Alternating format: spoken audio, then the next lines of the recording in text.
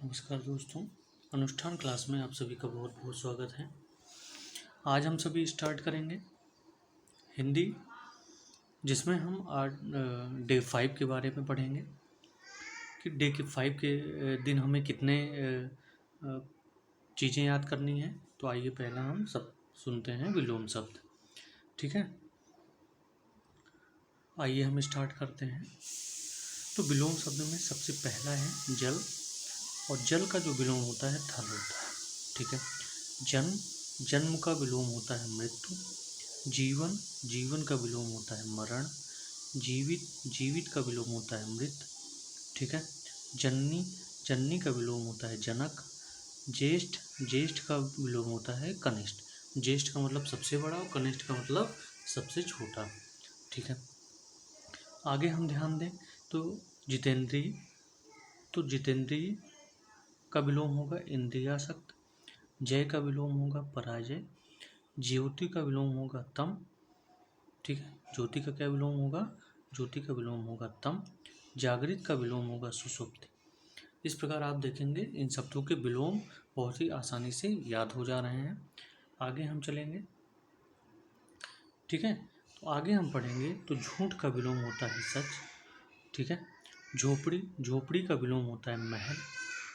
झंकृत का विलोम होता है निशब्द। ठीक है, झंकृत जिनमें झनकार आ जाए, और निस्तब्ध को मतलब जिसमें बिल्कुल चुप हो जाए। टकसाली, टकसाली का विलोम होता है सामान्य। ठीक है, टीका का विलोम होता है भास। ठोस का विलोम होता है तरल। डिग का विलोम होता है अडिग। ठीक है, इस प्रकार से आप शब्दों को देख रहे होंगे, बहुत अच्छे तरीके से याद हो रहे होंगे। आगे हम देखेंगे ढंग। ढंग का विलोम शब्द होगा बेढंग या कुढंग। ठीक है, ढांढस का विलोम होगा त्रास। ठीक, इस प्रकार से आप इन शब्दों को याद कर पा रहे हैं। आगे हम देखेंगे ढीठ। ढीठ का विलोम होगा विनम्र, और ढालू का विलोम होगा समतल। इस प्रकार से आपको 20 विलोम शब्द याद हो चुके होंगे। अब आगे हम पढ़ेंगे वाक्यांश के लिए एक शब्दों के बारे में। तो आप देखेंगे पहला जो वाक्यांश का एक शब्द है जीतने की इच्छा। तो जीतने की इच्छा को क्या कहते हैं? जिगीसा। जीतने की इच्छा को हम क्या कहते हैं? जिगीसा। जिसकी भुजाएं घुटनों तक लंबी हों उसे हम क्या कहते हैं? हजानुभाव। ठीक है, जो पूजा के योग्य हो उसे हम क्या कहते हैं? पूज्य। वह स्त्री जिसका पति परदेश से आने वाला हो उसे आगा आग मिश्यत पतिका बोलते हैं। इस प्रकार से आप वाक्यांश के एक शब्द को याद कर पा रहे हैं। आगे जिसका कोई शत्रु पैदा ना हुआ हो उसे हम क्या कहेंगे? अजात शत्रु। ठीक है, जो किए गए उपकार को क्या करता हो? मानता हो, तो उसे हम कहेंगे कृतघ्न। प्राचीन आदर्श के अनुसार चलने वाला गतानुगतिक कहलाता है। जो प्राचीन आदर्श के अनुसार चलेगा उसे हम एक शब्द में क्या कह सकते हैं? गतानुगतिक। ठीक है, गतानुगतिक। आगे हम ध्यान दें तो आगे हम ध्यान देंगे तो दिन भर का जो कार्यक्रम होता है, दिन भर के कार्यक्रम को क्या कहते हैं? दिन भर के कार्यक्रम को हम कहते हैं दिनचर्या। ठीक है, दिखने मात्र को अच्छा लगने वाला उसे हम कहते हैं दिखावटी। ठीक है, जो मात्र दिखने के लिए अच्छा बनता है वह क्या कहलाता है? दिखावटी कहलाता है। जो सपना दिन में देखा जाता है उसे दिवा स्वप्न कहते हैं। जो 2 बार जन्म लेने वाला हो जैसे ब्राह्मण, पक्षी या दांत, उन्हें हम क्या कहते हैं? उन्हें हम कहते हैं द्विज।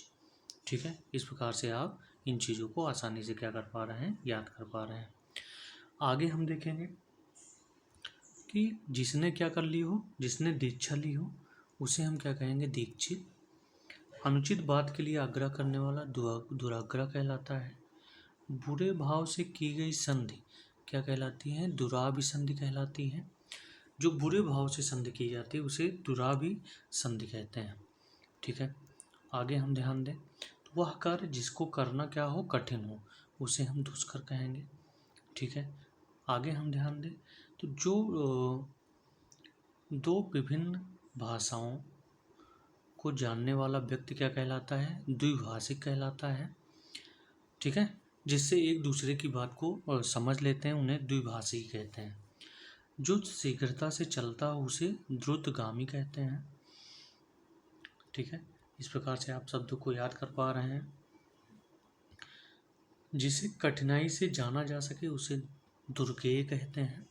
ठीक है, जिसे कठिनता से जाना जाता है उसे दुर्गेय कहते हैं। जिसको पकड़ने में क्या हो, कठिनाई हो, उसे दुर्विग्रह बोलते हैं या दुर्ग्राह बोलते हैं।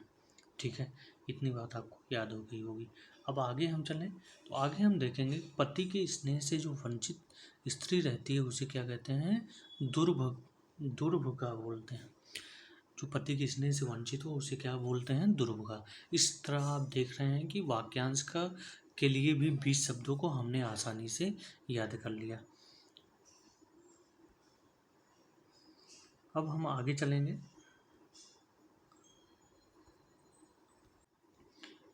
अब हम याद करने की कोशिश करेंगे तद्भव तत्सम। किस प्रकार के तद्भव तत्सम एग्जाम में पूछे जा सकते हैं। तो पहला तद्भव तत्सम अगर हम बात करें तो थान। ठीक है, किसकी बात करेंगे? थान की बात करेंगे। थान को क्या बोलते हैं? स्थान। थान को क्या बोला जाता है? स्थान। ठीक है,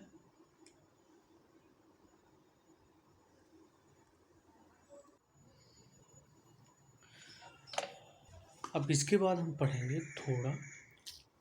थोड़ा का जो तत्सम होता है वो स्तोक होता है। थामना, थामना का तत्सम होता है स्तंभन। ठीक है, थंब का तत्सम होता है स्तंभ।